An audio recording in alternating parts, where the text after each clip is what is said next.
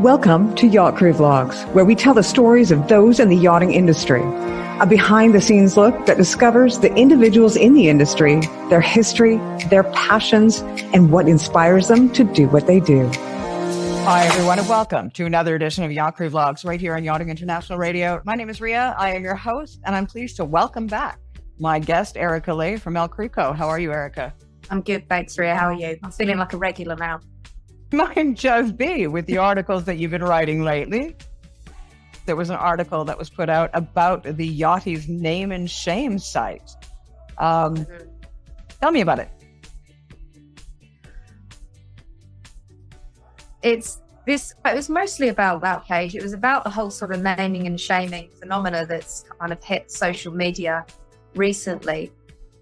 Just to go back a few years, I remember being approached. This is before we used social media quite as much as we do now. But I was approached. There was at least two different websites that were set up about 10 years ago. And it was the same premise of sort of naming and shaming. So people could go on there and write a review about a yacht, a person, business in the industry, and sort of highlight if there were any problems, shall we say.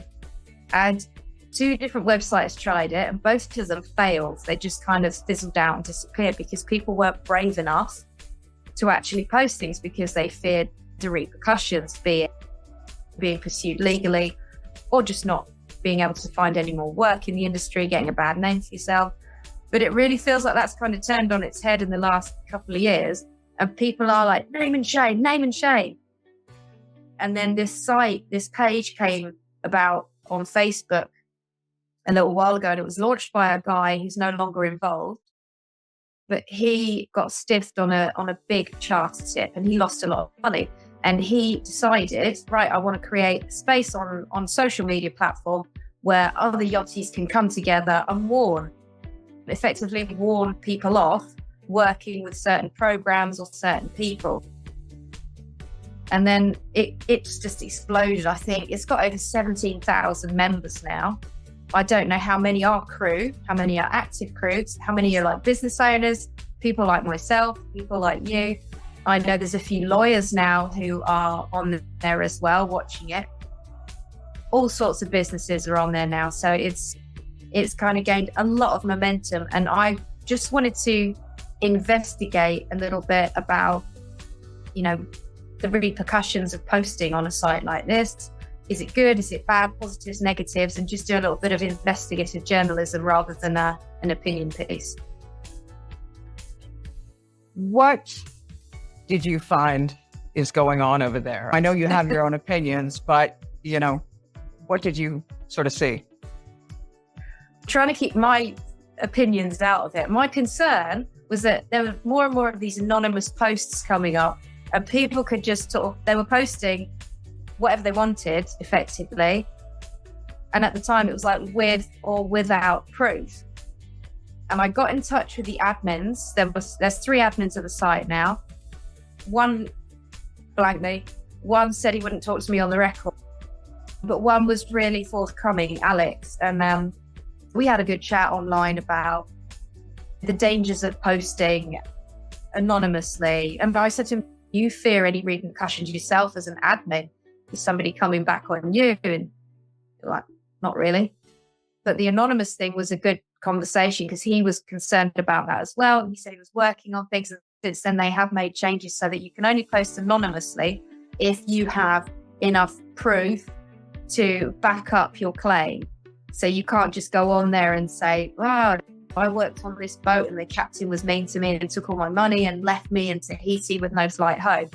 You'd have to show a stream of messages, be it WhatsApps or emails, correspondence, something to back up your claim. So it makes the site more, tangible, more believable, more just a bit more easy to believe rather than just bun sites backwards and forwards. Why do you think it is so popular, and why do you think it's getting so much attention? Everybody loves drama. We love drama. I mean, I go on that site, and sometimes There's stuff on there. There's some really, there's useful stuff. I can go on there and say, right, has anybody worked on motor yacht radio? It's a 50 meter. Can anyone give me any feedback? And people will pop up and go, yeah, great captain, or lovely owner, or really tough owners live aboard. And people can give their feedback. And in that respect, it is a bit of a safe space for people to do that. But, you know, some of them, I've seen some fantastic fights on there. And it really is just one of those, get your popcorn out, sit there and just watch it unfold as the people start just bickering, disagreeing, throwing mud. And let's say the brown stuff, it does stick. So, but they just don't care anymore. And that's kind of amusing, also a little bit worrying, that people have no filter when they're typing. And that really comes across on a page like that. And there's been some interesting stuff on there.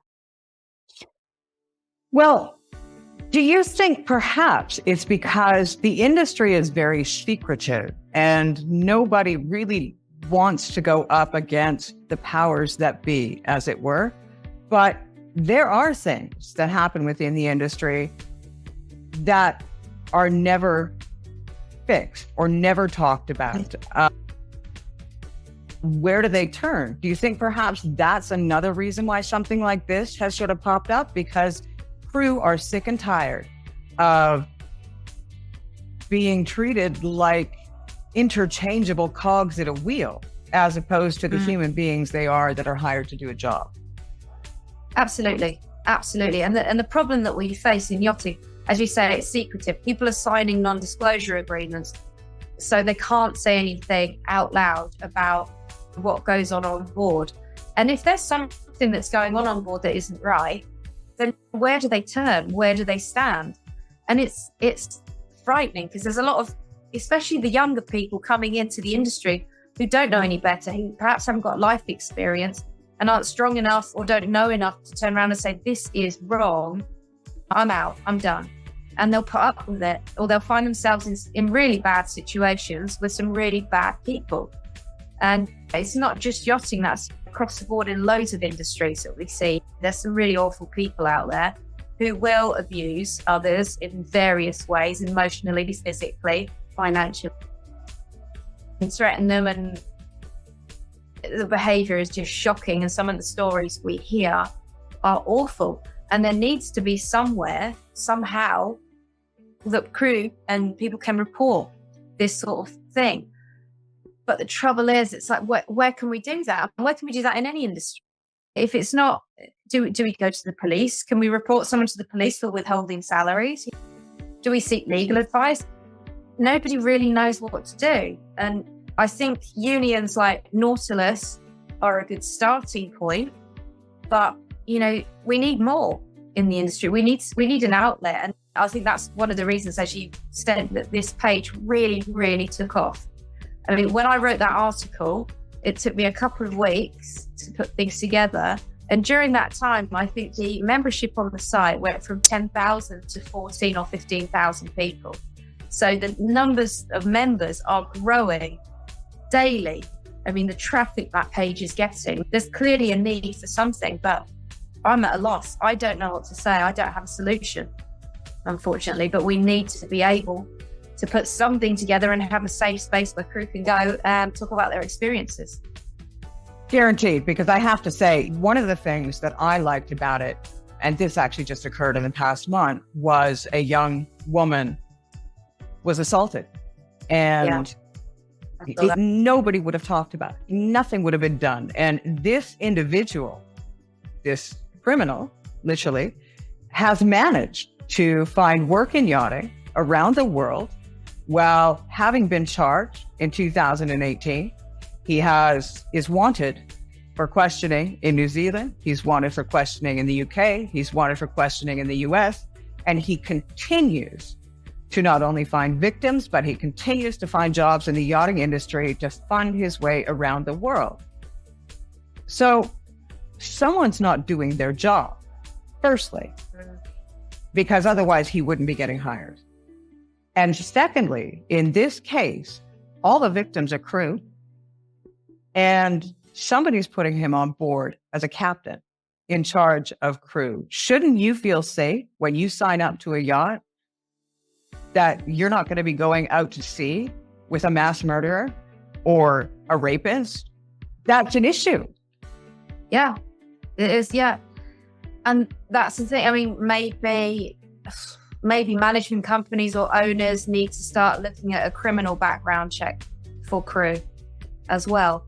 And again, there's a couple of companies that have contacted me just over this summertime offering like this service to do full investigations, like a criminal background check on crew for a fee. One of them, I think, charges the crew and the other one would charge the end user. I would think that I would rather, if I owned a yacht, yeah, dream on. If I owned a yacht, I think I'd be saying I'd like to pay for that, so I know it's coming from a reputable source who can give me directly the feedback, or my manager, whatever.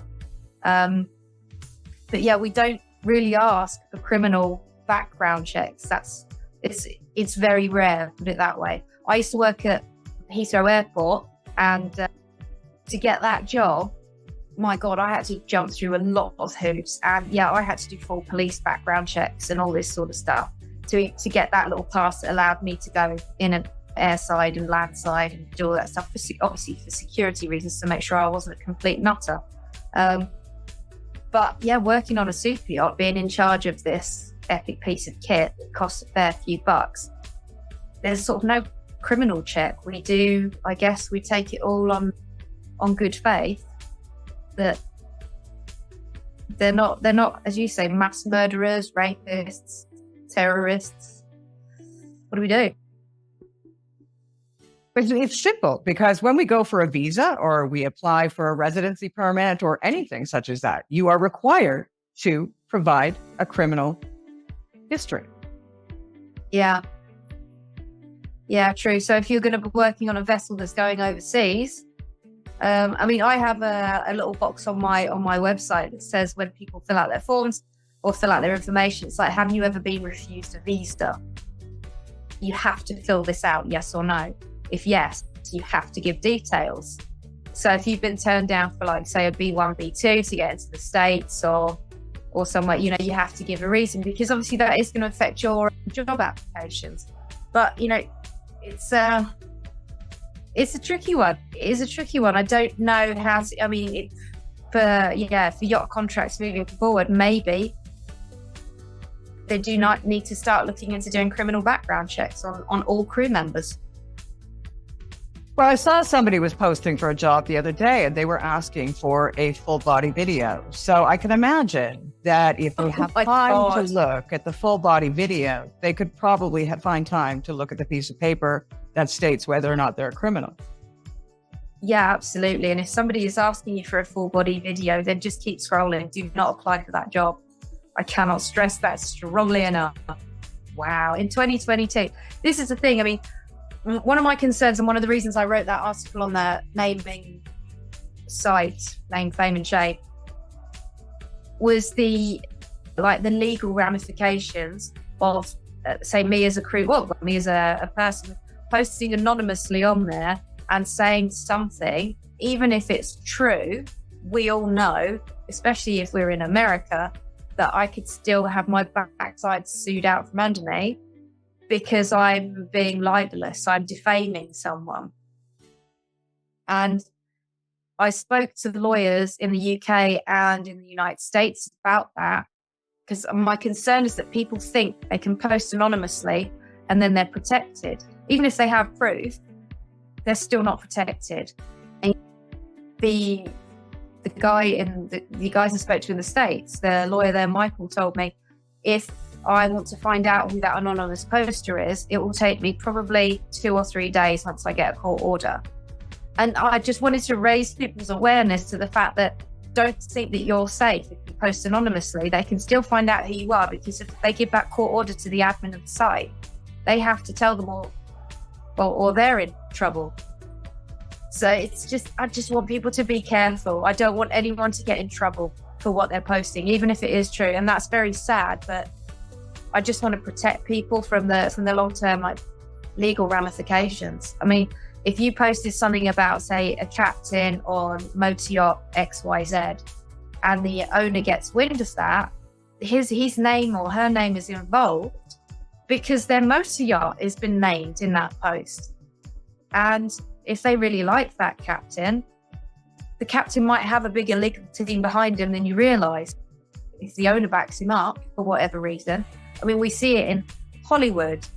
Now that everybody lives their lives online, everyone's on social media all the time. There's all these cases now, like look at Amber Heard and Johnny Depp, how that whole case turned on its...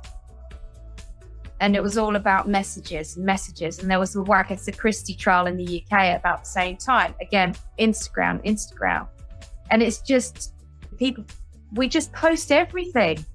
And it's quite frightening, actually. It's quite frightening to see how much trouble you can get into by posting what you think is harmless online.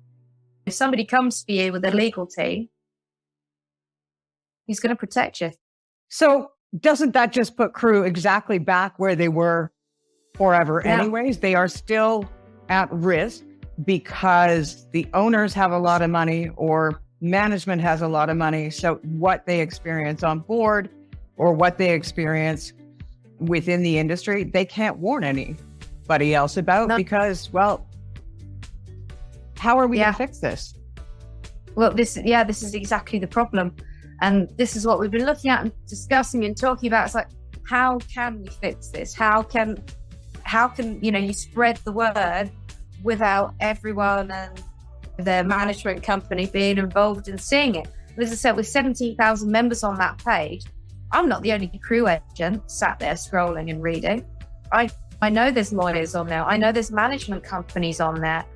There's loads of people within the industry. So I don't know what the solution is. And it's deeply, deeply upsetting that people are getting away with this life-changing bad behavior and that nobody's got any fallback, because if they've got enough money to protect themselves, then it's always the victim that's left high and dry again. And I don't know what the solution is, and that's devastating. I don't know how to move forward on this. And if I had the answer, God, I'd love to tell everyone about it.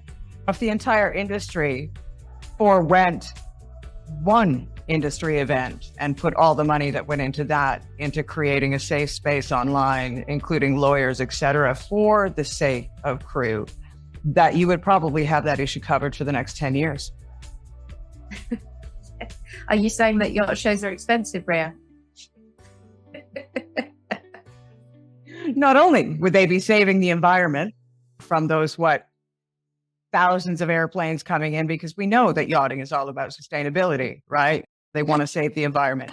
So there's just so many pluses that if we took one industry event per year and said, okay, every company that has spent 10, 15, 20, 30, 40, 50,000 euros per company, put that into a kitty and said, let's protect our crew. Could you imagine what we could do with that? Yeah, that's brilliant. And I love that. But the people who are spending all that money probably aren't that interested in protecting the crew, because that's not their ballpark. That's out of their wheelhouse, and that's not in my backyard, not my problem. I wrote the article about the crew shortage. I approached some big publications because I wanted to get the message to the owners. We can tell the crew about it. The crew are like, yeah, I know. God, jealous. Oh, it's been tough this year.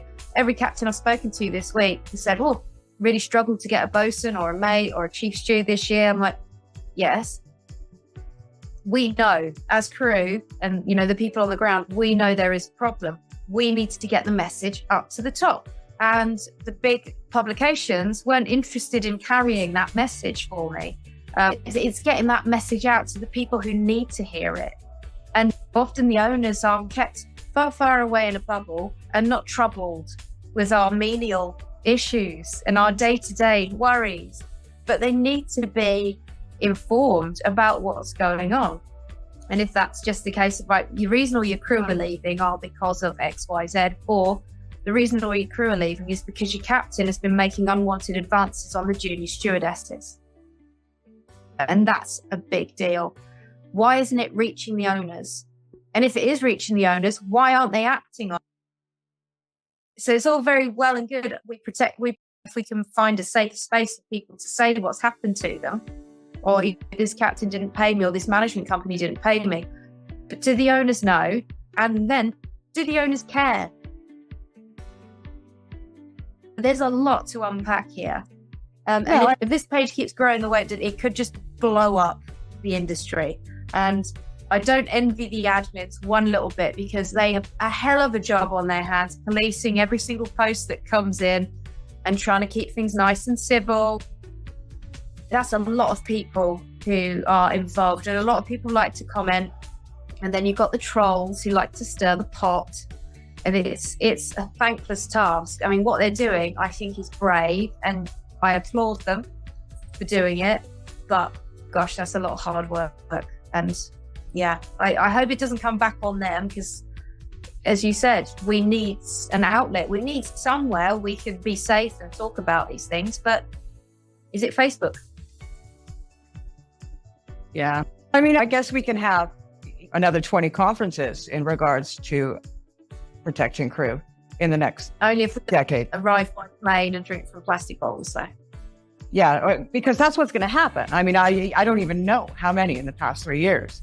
Conferences we've seen on why is there a crew shortage? Let's have so-and-so sponsor this forum or this chat about why there is a crew shortage. And then it happens 4 times a year, 2 years on. I mean, something's got to change now, because we are going to be sitting here 10 years from now having the exact same discussion, and there won't be a change. There probably won't even be an industry, because I think a lot of people tend to forget that the only reason there is an industry is because there's crew. You can't even get insurance on a yacht unless you've got crew on that yacht. Mm-hmm. Yeah, absolutely. It's not going to drive itself. It's not going to maintain itself. It's not going to clean itself. But interestingly, I was invited to one of the Super Yacht Forum. And I looked at the list of events, the itinerary, if you like, what's going on. And out of however many days it was, there was 1 hour kind of seminar thing that was about crew. And I highlighted that back to them. I said, look, the only thing that's of interest to me is this. Everything else is all technology, this, how we're moving forward, new build this, and again, technology, all the new stuff, which is all super cool. And it's great for owners, managers, and captains to go and see this. But if they're just sort of blowing the crew under the carpet, and just don't worry about that. It'll sort itself out. Don't worry. And it's not sorting itself out. And we need to get a grip of this, and we need to address the problems. But, as I keep saying, like, how do we get the message to the people at the top, and the other one, people holding the forums or publishing these articles, not the ones who they're not interested in carrying this story because it's not beneficial to them or their advertisers at this point in time. It really comes down to the fact that crew aren't going to pay them to fix the problem. The people that are paying them are the bigger companies, and the bigger companies don't want to talk about crew. No. They want to sell another yacht. They want to sell yacht furnishings. They want to sell their electronics. They want the money that comes with the industry, but they don't want to deal with those that actually make it work. Yeah. I mean, at the end of the day, as you say, without the crew, this industry won't exist. It's going to fall on its arse, frankly. And we need to start taking this seriously. And that being said, I don't want to be all doom and gloom. There have been some good shifts this season, albeit reluctantly from some, but, the wages are starting to come up a little bit at last. People are offering more rotation. Owners who are being communicated with are understanding the issues and moving forward to try and resolve them, and to keep their crew on board, and to keep people happy, and to hire the right crew. So long term, hopefully it's gonna have to change. Or, I mean, surely if you can't find any crew for your yacht, you'll realise there's a problem. but let's not sugarcoat it to the big boys and girls at the top and tell them we need some help, we need some input here, we need some support. No, I think it just comes down to basic human rights. There should be, not only should people be paid, this goes back to our last conversation, should they be paid a living wage? But on top of that, there should be that type of support that they know when they go to work every day, they're going in a safe environment, they're protected. Yeah. If something happens to them, they have recourse. Someone's going to listen to them, someone's going to help them and take them through whatever legal process needs to be taken if that's what's required. So there needs to be a coming together of the industry to say, there's nothing here to do that. Let's establish that and move forward. It's that simple. Yeah. And also, I think an element of helping each other as well. I mean, that's another thing. A few things I saw on the name, fame, shame page was, at one point it got a bit mean. People were saying, I'm doing this, this, and this. Is that normal? People are like, yeah, you don't like it, suck it up, get out of the industry. It's like, that's not very nice, is it? It's all very helpful or constructive. But again, as I say, there's trolls everywhere, I guess. Everywhere you look, we're going to find trolls on every page. But just, people forget that. Didn't we tell everyone last year, the year before, be nice? Wasn't that a hashtag? Be nice, be kind. It's quite tiring, isn't it? But it's just be a nice person and help someone, help each other.